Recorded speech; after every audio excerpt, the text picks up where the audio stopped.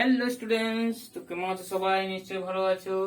চলো আজ আমি নতুন ভিডিও নিয়ে চলে এসেছি, যার নাম ডেফিনেট ইন্টিগ্রাল পার্ট 2টা নিয়ে চলে এসেছি। পার্ট 1টা আগে ভিডিও করেছি, আর তোমরা যদি না দেখে থাকো অবশ্যই গিয়ে দেখতে পারো। আর সেখানে বিভিন্ন ধরনের অঙ্ক করা আছে, আর এখানে আমি কিছু বিশেষ বিশেষ ধরনের অঙ্ক করাবো যা তোমাদের খুব কাজে লাগে, ঠিক আছে? আর আমরা এটা পড়ানোর পর আমরা নির্দিষ্ট প্রপার্টির দ্বারা আমার ডেফিনেট ইন্টিগ্রালটাকে সলভ করার চেষ্টা করব। তারপরে আমাদের ডিফারেন্সিয়াল ইকুয়েশন কিছু আছে সেগুলো সলভ করব, ঠিক আছে? তারপরে আমাদের অন্য চ্যাপ্টার যেটা ফ্যাক্টর, ঠিক আছে, তারপর গুলো শুরু করব। তাহলে স্টুডেন্টস, আমি এভাবেই ক্লাস 12 এর সমস্ত অধ্যায়গুলোকে কমপ্লিট করব, ঠিক আছে? তাহলে স্টুডেন্টস, এটা হচ্ছে আমাদের পার্ট 2 ডেফিনাইট ইন্টিগ্রাল। একটা অঙ্ক নিয়েছি, সেটা দেখো। জাস্ট আমি এই তো শুরু করছি। এটা কি হবে আমরা করব এখন। এটা আমাদের ভাবতে হবে প্রথমে এটা কিভাবে করব, সলভ করব কিভাবে। জাস্ট এটা দেখো, এটা দেওয়া আছে, এটা প্রমাণ করতে হবে আর এটার মান নির্ণয় করতে হবে, ঠিক আছে? এটা হলে এটা দেখাতে হবে, আর এটা প্রমাণ করতে, এটা মান কত হবে দেখা মানে ইয়ে করতে হবে। কিন্তু এখানে এনটা বড় নেই, এখানে এনটা অ্যাকচুয়ালি এখানে এন, যেখানে এন আছে, এন হচ্ছে আমাদের পজিটিভ ইন্টিজার, মানে ন্যাচারাল নাম্বার, ঠিক আছে? তাহলে স্টুডেন্ট, এটা আমি কি করে সলভ করবো? যা দেওয়া আছে সেটা লিখি, ঠিক আছে? গিভেন, তো গিভেন কি দেওয়া আছে? Given I N equals to 0 to pi by 2 sin n x dx। তাহলে যে আমরা প্রথমে কি করব? প্রথমত আমাকে এই পদ্ধতিটা মনে রাখবে, সেজন্য যে সাইন এর ক্ষেত্রে করছি এটা কসের ক্ষেত্রে একই রকম হবে, ঠিক আছে? চলো কি করে করছি দেখো।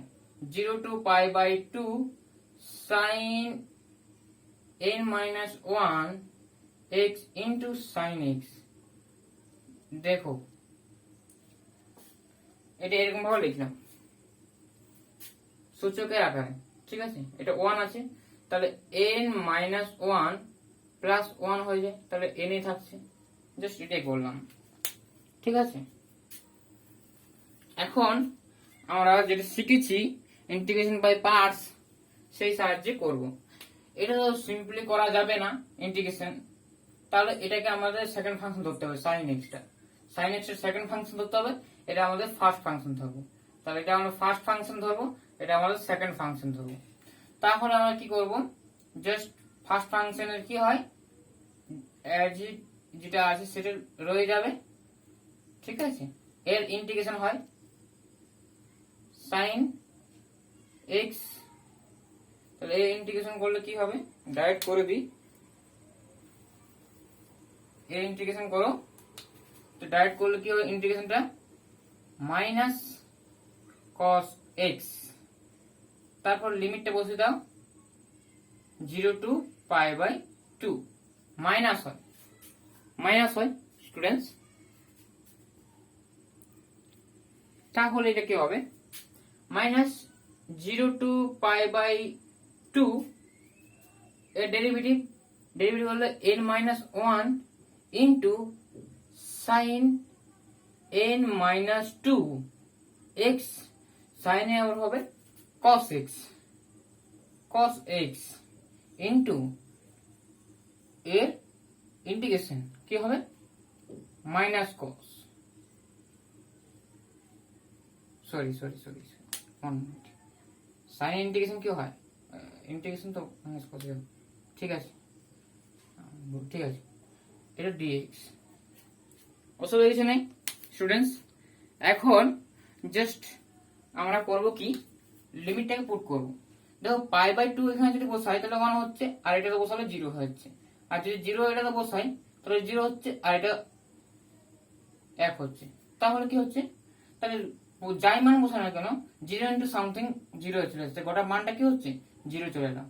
তাহলে এটা কি হচ্ছে, এই যে মাইনাস আছে, মাইনাসটা এখানে বের করে দিলাম, তাহলে কি হবে, প্লাস হয়ে যাবে। আর n minus 1 একটা কনস্ট্যান্ট বসে তাহলে এন মাইনাস ওয়ানটাকে বাইরে নিয়ে এলাম। এখন স্টুডেন্টস এটা দেখো, একটু লক্ষ্য করো এটা কি লেখা আছে। জাস্ট এটা আমি একটু রিরাইট করছি, এটা আমি জাস্ট রিরাইট করছি, এই জিনিসটাকে আমরা একটু রিরাইট করছি। 0 to π/2, ঠিক আছে, সাইন n মাইনাস 2x, আর এটাকে cos cos গুণ করলে cos square x into dx। ঠিক আছে, এখন কি করব? তো স্টুডেন্টস এখন নেক্সট স্টেপটা কি করব দেখো, জাস্ট নেক্সট স্টেপটা এখান থেকে করছি, ঠিক আছে, এখান থেকে করছি। নেক্সট স্টেপ এটা আমি ঘুরে লিখিয়ে দিচ্ছি যাতে বুঝতে সুবিধা হয়, ঠিক আছে। sin n minus 2x into এই দেখো cos স্কয়ারটাকে আমরা লিখতে পারি 1 মাইনাস sin স্কয়ার x, অসুবিধা নেই, ঠিক আছে। এটা লিখলাম প্রথমত। এখন আমি এই গোটা টার্মটাকে একের সঙ্গে গুণ করবো আর এটার সঙ্গে গুণ করবো, ঠিক আছে। তাহলে কি হচ্ছে n minus 1 integration 0 to π/2 sin to the power n minus 2 dx, ঠিক আছে, minus n minus 1 integration 0 to π/2 sin to the power n x into dx। কি হচ্ছে মানে n minus 2 into sine square মানে প্লাস 2 আছে, 2 ক্যান্সেল, n হচ্ছে, সেজন্য সাইনের মাথায় n হলো, ঠিক আছে। এখন এটা দেখো, এই টার্মটা এটা আর এটার কোনো তফাৎ নেই, তাহলে এটা থেকে আমি in বসে দেবো। এটা সমান তো আমরা in ই লিখছি, in ই সলভ করছি তো, ঠিক আছে। তাহলে আমরা এখান থেকে বলছি in equals to n minus 1। এটা দেখো, যদি n থাকে তাহলে এটা n আছে, যদি n থাকে তাহলে এখানে n আছে, তাহলে n মাইনাস 2 তাহলে এটা লিখতে পারি in মাইনাস 2, ঠিক আছে। আর এটা লিখতে পারি এটা, আর এটা মান হচ্ছে in। তাহলে inটা যদি এদিকে নিয়ে আসছি তাহলে কি হবে 1 plus n minus 1 n minus 1 in minus 2, ঠিক আছে। এটা 1 1 cancel, n equals to n minus 1 in minus 2 implies in equals to n minus 1 by n in minus 2। তাহলে এটার সঙ্গে মিলে গেল, তাহলে এটা আমরা কি করলাম, প্রমাণ করে দিলাম, প্রুভড। তাহলে স্টুডেন্টস তাহলে এটা প্রমাণ করে দিলাম, তাহলে এতক্ষণ আমরা এটা নির্ণয় করতে বলছি, ঠিক আছে। জাস্ট এই যে সূত্রটা আমার মানে এখানে রেখে দিলাম, ঠিক আছে। এটা হেল্প নিয়ে আমরা ওটাকে নির্ণয় করব। এখন বলো, এই সূত্রটার নাম আছে রিডাকশন ফর্মুলা, ঠিক আছে। এটা বলা হয় রিডাকশন ফর্মুলা, ঠিক আছে। রিডাকশন ফর্মুলা রিডিউস করে করে যাচ্ছি, কমে যাচ্ছি। দেখো n মাইনাস 2, ঠিক আছে, কমাচ্ছি, তাহলে nটা কমান ডিগ্রিটাকে যদি কমাই, মানে যদি পাওয়ারটাকে যদি কমাই যায়, তাহলে এটা হচ্ছে আমাদের রিডিউস করা, তাহলে ওটার নাম হচ্ছে reduction formula. This formula is called reduction formula. তাহলে এখানে i6 যদি বলি, তাহলে এই সূত্রের সাহায্যে আমরা কি বলতে পারি, 6 মাইনাস 1 বাই 6 6 মাইনাস 2। এখন এটা হচ্ছে কি 5 বাই 6, এটা হচ্ছে i4, আর এখানে যদি 4 বসাই m এর জায়গায় তাহলে কি হবে, 5 বাই 6 ইন্টু এটা এর মাইনাস 1, তার মানে 3 বাই 4 i2, ঠিক আছে। এখন স্টুডেন্টস i2টাকে আমরা লিখতে পারবো এরকম ভাবে 5 বাই 6 ইন্টু কি লিখলাম 5/6 ইন্টু 3/4 ইন্টু I2 তো I2, তাহলে এটা লিখতে পারি 5/2 তো 8, I2 হচ্ছে 1/2 I0। I0 মিন্স কি? I0 মানে 0 to pi/2 sin to the power 0 x into dx, any to the power 0 সেটা 1 হয়, তাই তো?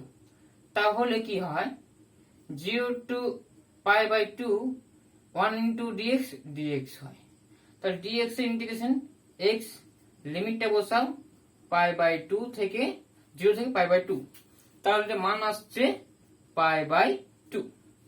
তাহলে 0 মানটা আমি পেয়ে গেলাম, তাই তো? তাহলে এখানে আমি পুট করব, তাহলে 5/16 ইন্টু pi/2 দ্যাট ইজ কি মান পাচ্ছি 5/32 ইন্টু পাই।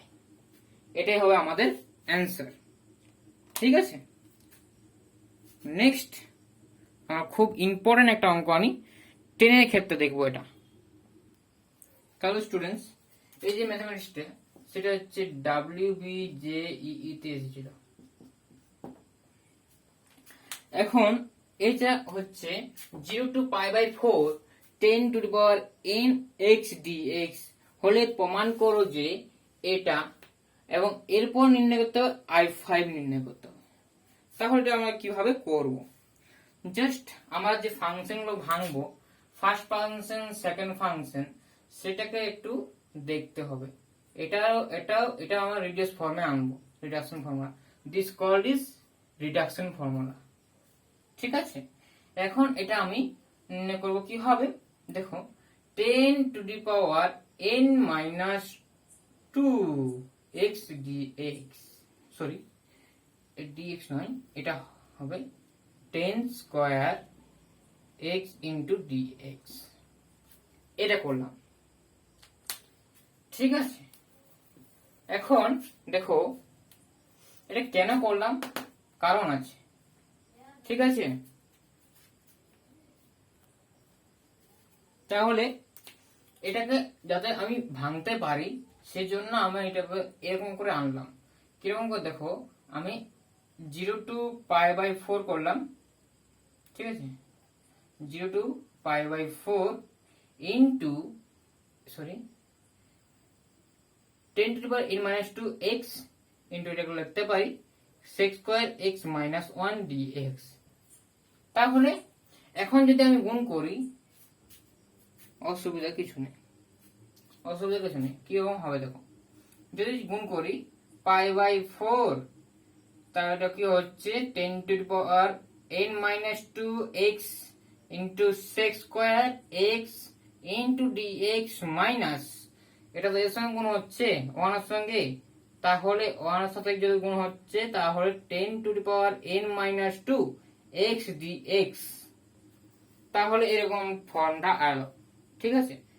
তাহলে এটা আমরা কি বলতে পারি, যে 10x টা আমি যদি z ধরে নিই তাহলে এটা সুবিধা হয়, ঠিক আছে? আমি জাস্ট এই ফাংশনটা দেখো, জাস্ট 10 ফাংশন, 10 এর ডেরিভেটিভ কি হয় sec, এটা আমি করতেই পারি। তাহলে এটা কি হবে, এটা আমাদের জাস্ট কি হয়, তো 0 to pi/4 ইন্টু ডাইরেক্ট করো, এটা ইন্টিগ্রেশনটা সহজেই বলা যায়, কি হয় 10 to the power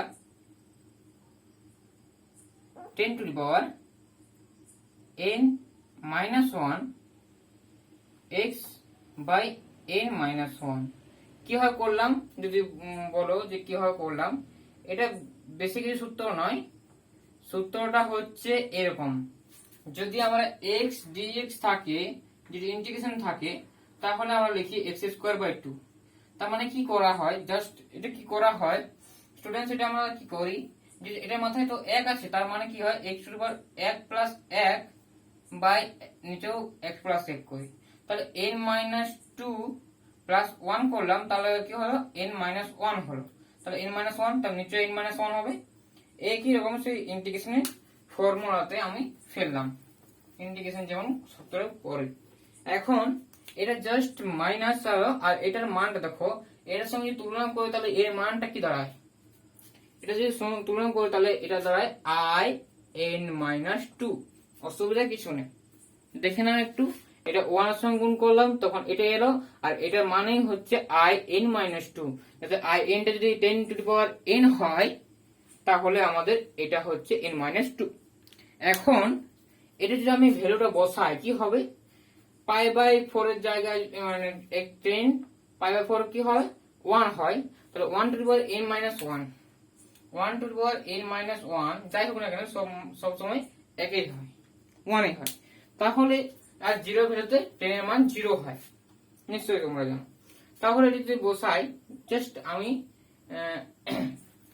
এখানে করছি, ঠিক আছে। জাস্ট পরের স্টেপটা, এর পরের স্টেপটা কি হবে তাহলে, তাহলে আমরা 1 বসালে 1 হচ্ছে, পাই বাই 4 বসালে 1 হচ্ছে, n মাইনাস 1 নিচে ছিল, আর 0 বসালে 0, আর মাইনাস এটা হচ্ছে i n মাইনাস 2। সিম্পলি এটা যদি এদিকে নিয়ে আসি তাহলে আমার প্রমাণটা এসে যাচ্ছে। কি এসে যাচ্ছে, প্রমাণটা আমার এসে যাচ্ছে, দেখো প্রমাণটা আমার এসে গেল। এখন আমাকে প্রমাণ, এবারে আমাদের বের করতে বলছে i5, তার i5 যদি নির্ণয় করি তাহলে আমাদেরকে এই ফর্মুলা থেকে দেখতে হবে, কারণ কি এটা তো একদিকে আছে, তাহলে এটা আমি এই ফর্মুলাটা ইউজ করব i5 টা নির্ণয় করতে গেলে। তো এটা আমাদের 1 নাম্বার দিলাম। এখন i5 যদি বলি i5 তাহলে n equals to 5 হচ্ছে, n equals to 5 হচ্ছে, তাহলে এটা মানটা যদি বসাই তাহলে 1 by 4, 5 minus 1 4 minus i3। এখন কি হচ্ছে 1 by 4 minus ব্র্যাকেটের মধ্যে যদি i3 টা যদি বলি n সমান যদি 3 বসাই তাহলে কি হচ্ছে 1 by 2 minus 1 by এটা হচ্ছে i1। অসুবিধা কিছু আছে, অসুবিধা কিচ্ছু নেই, ঠিক আছে। এখন জাস্ট এটা কি হচ্ছে 1 by 4 minus 1 by 2 plus i1। এখন আমার দেখতে হবে i1 মানে কি, in সমান যদি এটা হয় i1 মানে হচ্ছে integration 0 to pi by 4 10x dx।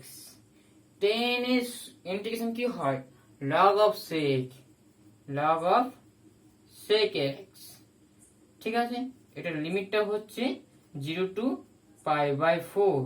এখন 0 to pi by 4 হলে যদি pi by 4 বসাই তাহলে কি হচ্ছে √2, তাহলে log √2 মানে হচ্ছে হাফ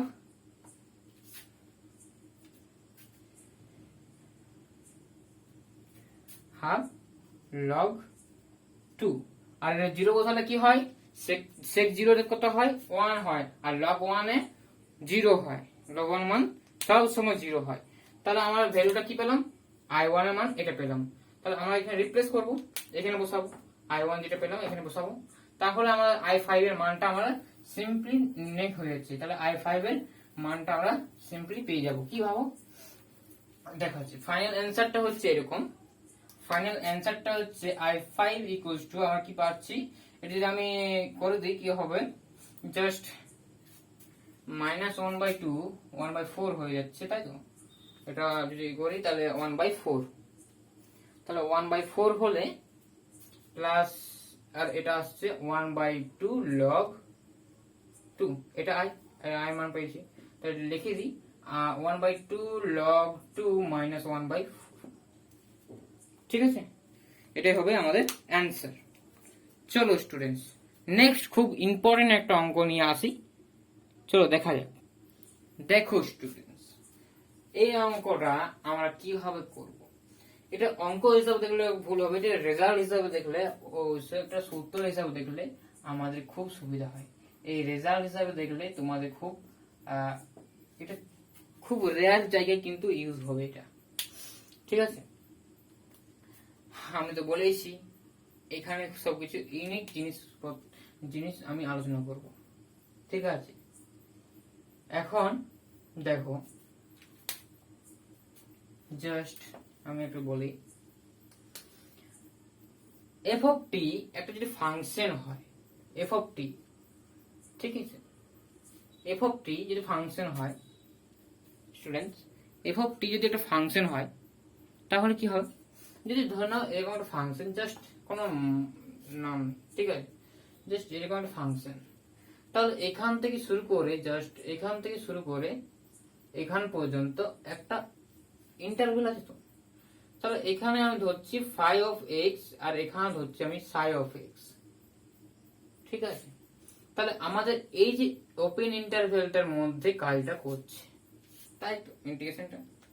হ্যাঁ, তাহলে আমাদের ইন্টিগ্রেশন করার জন্য আমাদের, আমি বলেছি কি এটা ইন্টিগ্রেশন মানে কি, অ্যান্টি ডেরিভেটিভ, ডেরিভেটিভ হওয়ার জন্যই কিন্তু এটাকে সন্তত হতে হবে, মানে কন্টিনিউয়াস ফাংশন হতে হবে, দিস ইজ কন্টিনিউয়াস ফাংশন হতে হবে, যদি কন্টিনিউয়াস ফাংশন না হয় তাহলে ডিফারেন্সিয়েট করা যাবে না, তার মানে ইন্টিগ্রেশন করা যাবে না, এক্সিস্ট করবে না ওপেনতে। তাহলে স্টুডেন্টস এখন আমি বলছিলাম যে যে সেটা ম্যাথমেটিক্যাল অ্যাপ্রোচ আমি বলে দিচ্ছি, জাস্ট এটা আমাদের কি ইন্টারভেলের মধ্যে থাকছে, phi of x and Sai of x এর মধ্যে আমাদের এটা ডিফাইন করা হচ্ছে, এই অন্তরালে আমাদের ডিফাইন করা হচ্ছে, জাস্ট আমরা ধরি, তো লেট ধরবো, কি ধরবো, এফ অফ টিটা আর অন্য একটা ফাংশন ধরে নেবো, ঠিক আছে, অন্য একটা ফাংশন কি ধরবো, অন্য একটা ফাংশন আমরা ধরবো জি ড্যাশ অফ টি, ঠিক আছে, কোনো একটা ডেরিভেটিভ ফর্ম ধরবো জি ড্যাশ অফ টি।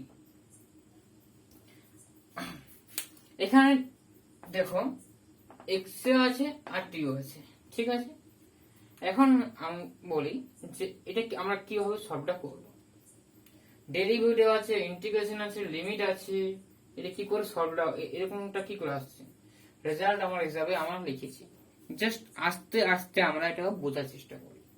প্রথমত এটাকে দেখো তোমরা, integration phi of x psi of x f t dt, এটা সমান, জাস্ট আমরা ধরেছি না সেটা বসাও, জাস্ট সেটা বসাও, তাহলে কি phi of x psi of x, এটা মানটা কি বসাবো জি ড্যাশ অফ টি ডিটি। এখন তোমরা একটা জিনিস করো, জি phi of x to psi of x, এটা কি হবে, ফাংশনটা কি ছিল, ফাংশনটা যদি আমাদের জিটি হয় তাহলে এর ডেরিভেটিভ ফর্মটা জি ড্যাশ টি হবে, তো তাহলে আমরা সিম্পলি এটা কি জানি, এটা কি হবে, এটা হবে জি অফ টি, থেকে কোথায় থাকবে, লিমিটটা হবে ফাই অফ টি থেকে, ফাই অফ এক্স থেকে সাই অফ এক্স। এখন স্টুডেন্টস আমরা মানটাকে টি এর জায়গায় বসাবো, তাই তো, আগে আপার লিমিট মাইনাস দিয়ে তার লোয়ার লিমিটটা বসাবো, তাহলে এটা ইকুয়ালস টু কি হবে, জি অফ আপার লিমিট হচ্ছে psi of x minus g of phi of x, ঠিক আছে। এখন আমাদের এই ফর্মটা এলো, জাস্ট ধরো এই ফর্মটা আমাদের আসলো, এখন আমার ডেরিভেটিভ করতে হবে, তার ডেরিভেটিভ আমি উভয় দিক লাগিয়ে দিলে কি হবে, জাস্ট আমি ডেরিভেটিভ লাগাচ্ছি, জাস্ট আমি ডেরিভেটিভ করব, জাস্ট আমি যদি ডেরিভেটিভ করি ডিওয়াই ডিএক্স করি, তাহলে অবশ্যই আমাদের এদিকেও ডিওয়াই ডিএক্স লাগবে গোটার উপর। এখন জাস্ট রেজাল্টটা কি হবে, জাস্ট রেজাল্টটা হবে এখানে লিখছি, জাস্ট রেজাল্টটা কি হবে, g dash of phi of x into chain রুলের সাহায্যে psi dash of x in তারপরে এক্স এর ডেরিভেটিভ 1 হয়। দেখো প্রথমে জি জি হলো জি ফাংশনটা, তারপর ভিতরটার ডেরিভেটিভ, তারপরে তার ভিতরটা যদি হয় তাহলে ও এক্স থাকছে, তার মানে 1 ডিডি এক্স আমি আগে লিখেছি, ডিডি এক্স অফ এক্স কি হয় সমান সমান 1 হয়। এখন এটা হলো প্রথমটার জন্য, মাইনাস আছে মাইনাস, এর জন্য আমরা সেম মেথড লাগালাম, ফাই ড্যাশ অফ এক্স। এটা অসুবিধা কিছু আছে আশা করি নেই, ঠিক আছে, অসুবিধা থাকার কথা না। এখন আমরা কি ধরেছিলাম মনে করো, এটা তো এটা ধরেছি তাই তো, d d x of phi of x to psi of x f t d t সমান এটা বলছি। তাহলে আমরা ধরেছিলাম f of t equals to g dash of t, তাহলে অবশ্যই এফ অফ সরি এটা যদি আমি ঘুরিয়ে দিই, জাস্ট এটা আমি ঘুরিয়ে লিখতেই পারি, জাস্ট আমি এটা ঘুরিয়ে দিই, g dash of t equals to f dash of t f t. তাহলে এখন আমি যদি টি এর মানটা এই সাই অফ এক্স বসাই, জি dash of Sai of x যাই বসাই না কেন, তাহলে f of Sai of x হবে, ঠিক আছে। তাহলে আমরা এখান থেকে কি পাচ্ছি স্টুডেন্টস, এখান থেকে পাচ্ছি এই মানটা, তাহলে f of Sai of x into Sai dash of x minus, এটা ইউজ করব আমি, ঠিক আছে, এটা এই রেজাল্টটা আমি ইউজ করব, এই রেজাল্টটা আমাদের ইউজ করতে হবে, ঠিক আছে। জাস্ট এটা কি হবে তাহলে f of phi of x into phi dash of x, শুধুমাত্র এটা চেঞ্জ করেছি, আমি যা ধরেছিলাম সেটাই আমি শেষ বেলায় পুট করলাম। যা অঙ্কের নিয়মে হচ্ছে ওটা, যদি ধরে পুট করি একটা জিনিস যদি ধরে পুট করি তারপর শেষ পর্যায়ে কিন্তু ওইটা ধরাটাকে আমাকে রিপ্লেস করতেই হবে, ঠিক আছে। সেরকম আমি রিপ্লেস করে দেখলাম যে এটার সঙ্গে এটা মিলে যাচ্ছে, তার মানে এটা আমাদের প্রমাণ করা গেল, প্রুভ হয়ে গেল, ঠিক আছে। এখন নেক্সট কোশ্চেন হচ্ছে খুব ইম্পর্টেন্ট, খুব এটা খুব মানে এক্সামে জিজ্ঞেস করে থাকে, ঠিক আছে। চলো দেখো কোশ্চেনটা কি হয়। দেখো স্টুডেন্টস, এই যে ম্যাথমেটিক্সটা আছে যে বলছে এফ অফ এক্স একটি পর্যাবৃত্ত অপেক্ষক এবং টি, ঠিক আছে, এর পর্যায় হচ্ছে টি, ঠিক আছে, লেখাটা একটু ভুলে গেলাম, এর পর্যায় হচ্ছে টি, ঠিক আছে। এখন প্রমাণ করো যে এটার মান হচ্ছে এ নিরপেক্ষ, এই নিরপেক্ষ বলতে এই ছাড়া, এ ছাড়া। এখন এখানে এ কি টি কি সেটা আনতে হবে। টি হচ্ছে পর্যায়বৃত্ত, মানে পর্যায়বৃত্ত বলতে একটা আপেক্ষ যে পর্যায়বৃত্ত হয় ঘুরে ঘুরে আসছে তার মানটা, টি পেরিয়ে টি সময় যদি ধরি টি সময় পেরিয়ে পেরিয়ে একটা মান ঘুরে ঘুরে আসছে, ঠিক আছে। এখন এটাকে আমরা জাস্ট আই ধরে নেব, এটাকে ধরে নেব আই, ধরবো অ্যান্সার আই ইকুয়ালস টু, তো ধরি I equals to a to a plus t f of t dt. এখন আমরা যে সূত্রটা এই মাত্র শিখলাম সেই সূত্রটা আমরা অ্যাপ্লাই করব। কি সূত্র ছিল এটা, জাস্ট এটা ডেরিভেটিভ ছিল, কার সাপেক্ষে করতে হবে, যেহেতু টিটা হচ্ছে পর্যায়বৃত্ত, টি সমান পর্যায়, ঠিক আছে, তার সমান ধ্রুবক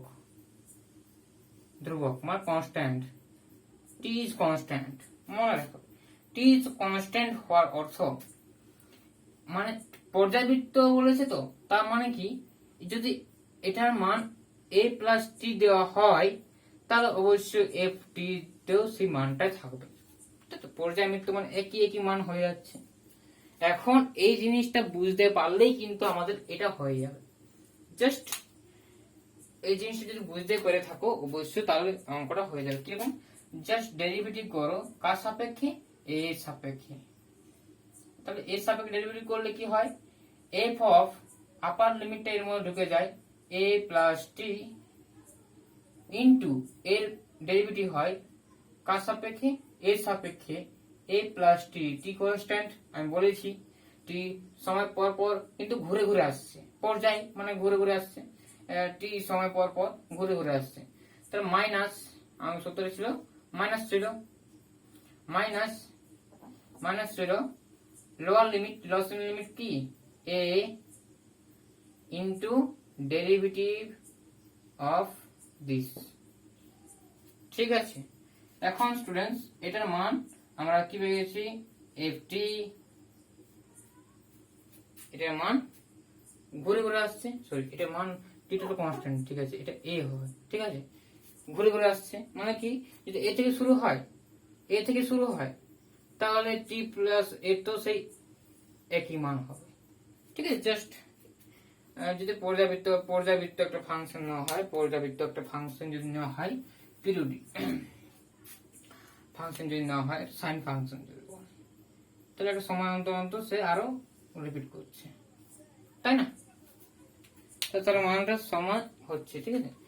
এখানেও সে একই মান, এখানেও তো একই মান, একটা সময় অন্তর অন্তর সে একই মান দিচ্ছে, ঠিক আছে। সেটা আমরা টি সময় পর দেখছি যে এই মানটা যেটা ছিল আর এই মানটা টি সময় পরে এটা হলো, আমি জাস্ট সাইন ফাংশন ধরে নিলাম, ঠিক আছে। পর্যাবৃত্ত একটা ফাংশন বটে সাইন ফাংশন, সেই জন্য আমরা দেখালাম এখানে। তাহলে কি হচ্ছে স্টুডেন্টস, এটা কি হচ্ছে, এই যে এটা মানে তো এফ অফ এ, তাহলে এটা এফ অফ এ বসালাম, ইন্টু এর ডেরিভেটিভ করলে 1 হচ্ছে, মাইনাস এটা হচ্ছে এফ অফ এ, এটার মান 1, তাহলে এটা ক্যান্সেল আউট হচ্ছে 0, কিন্তু তাহলে আমরা অতএব আমরা কি বলতে হয়, আই ইজ কনস্ট্যান্ট ছিল, তো কনস্ট্যান্ট ডেরিভেটিভ তবেই তো আমাদের 0 হয়, তাই না। কনস্ট্যান্ট মানে এ তো কনস্ট্যান্ট নয়, কিন্তু এখানে বলতে হবে a is not a constant, not a constant, ঠিক আছে। ইজ নট এ কনস্ট্যান্ট মানে এটা কনস্ট্যান্ট নয় যেহেতু, তাহলে আই মানে এটা, এটা হচ্ছে এ নিরপেক্ষ, ঠিক আছে স্টুডেন্টস, বুঝতে পারা গেল ইজ নট এ কনস্ট্যান্ট, কারণ এ কনস্ট্যান্ট নয় যেহেতু, তাহলে এটা ডেরিভেটিভ করে 0 এলো, তা 0 যদি হয় তাহলে আই নিশ্চয়ই কনস্ট্যান্ট টার্ম, আইটা নিশ্চয়ই কনস্ট্যান্ট, আর এইটা আই মানে তো এটা, আর এটা হচ্ছে কনস্ট্যান্ট মানে কি, সেটা সেটা এ নেই, সেটাতে এ নেই, আর এ হচ্ছে আমাদের নন কনস্ট্যান্ট মানে একটা কনস্ট্যান্ট টার্ম নয়, ঠিক আছে। চলো এখন তারপরে কিছু ম্যাথমেটিক্স দেখা যাক, খুব ইম্পর্টেন্ট একটা ম্যাথমেটিক্স দেখা যাক, ঠিক আছে। চলো চলো দেখো এই অঙ্কটা কিভাবে করা যায়, a to b cos square x dx limit x tends to 0 h by 2 ব্র্যাকেটের মধ্যে n plus summation r2 r1 equals to 1 to n cos 2 rh, এটা আমাদের যেখানে nh পাই বাই 2 হলে a এবং b এর মান নির্ণয় করো। চলো জাস্ট কি করে করব, এটা সলিউশন নির্ণয় করো। যদি চেষ্টা করতে চাও অবশ্যই ভিডিওটি পজ করে চেষ্টা করো। চলো স্টুডেন্ট চলো পজ করে নিয়ে চেষ্টা করো নিজ থেকে, তারপরে আমি যদি না পারো তাহলে আমি করে দিচ্ছি। হয়ে গেছে চেষ্টা করা। চলো এখন দেখো এইটা দেওয়া আছে, তাহলে জাস্ট যে দেওয়া আছে সেটা দেওয়া থাকুক, জাস্ট আমি কিভাবে ভাবছি অঙ্কটাকে সেটা তোমরা একটু দেখবে। লিমিট এলটি লেখা হয়, এলআইএম লেখা হয় কোনো সময়, ঠিক আছে। তোমাদের এতে ঘাবড়া কোনো দরকার নেই, ঠিক আছে, সব দুটোই একই জিনিস। এখন x টেন্ডস টু 0, ঠিক আছে, h বাই 2 একটু ছাড়া লিখি তোমাদের বুঝতে সুবিধা হয়, h বাই 2 n, দেখো স্টুডেন্টস cos 2 rh, এটা একটু ভাঙবো, ঠিক আছে, এটা ভাঙার প্রসেস আছে। cos 2 যে সূত্রটা আছে সেটা আমরা লিখতে পারি cos 2 cos স্কয়ার rh - 1 লিখতেই পারি, এটি যদি সূত্র যদি না মনে থাকে তাহলে মনে করে দিচ্ছি, কোনো ব্যাপার নয়। cos 2 থিটা যদি থাকে তাহলে আমরা লিখতে পারি 2 cos স্কয়ার থিটা মাইনাস 1। এটা আমরা লিখতে পারি, সেটাই আমরা এখানে ইউজটা করেছি। ঠিক আছে, 2 থাকলে এখানে থিটা হয়ে যায়, সেটা হয়েছে। এখন তোমরা জাস্ট দেখো, আরে ওটা তো ঘাড়া কি দেখা, এটা হচ্ছে cos square theta minus sin square theta, তাই তো? হ্যাঁ, আর এটাকে যদি 1 মাইনাস cos করে ভাঙো তাহলে কি হবে? তাহলে cos square theta minus 1 minus sin square cos square theta, তাহলে এটা কি হবে? মাইনাস মাইনাস প্লাস হয়ে যাবে, তাহলে 2 cos স্কয়ার থিটা মাইনাস 1। এটাই আমাদের কি হবে সূত্রটা আসছে, সেটা দেখিয়ে দিলাম। ঠিক আছে, এখন নরমালি আমাদের কি কাজ, এটা জাস্ট যেমন আছে তেমন থাকুক। এই ডান দিকটা আমাদের cos স্কয়ারের আকারে আনতেই হবে, cos স্কয়ারের। ঠিক আছে, cos স্কয়ার আর এইচ, আমরা জাস্ট মনে করো আর এইচ সমান x বসিয়ে দিতাম না আগে, মনে করো একটু যে নাম মনে করতে পারো, তাহলে দেখতে পারো আগে ভিডিওটা। ঠিক আছে, এখন আমরা জাস্ট কি করছি, lt x tends to 0 h/2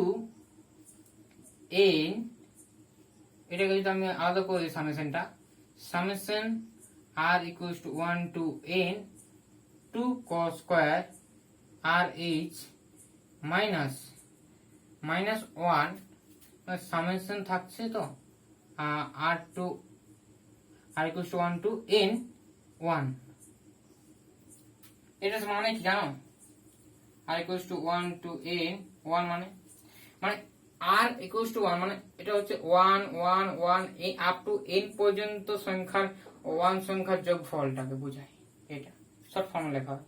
তাহলে কটা আছে n টা, তাহলে n ইনটু 1, তাহলে n।